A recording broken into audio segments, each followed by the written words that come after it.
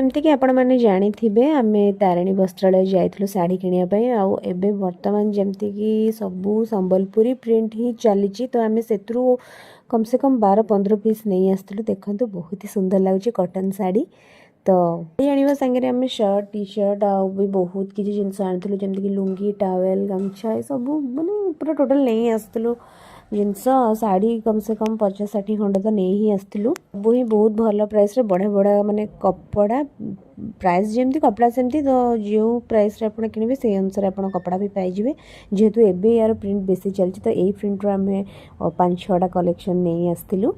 प्राय कहवाक गले ये संबलपुरी प्रिंट टिके अधिक रोचे तो आम यही सब बेसी बाछिकी आनी सब नॉर्मल माने बहुत कम थिला।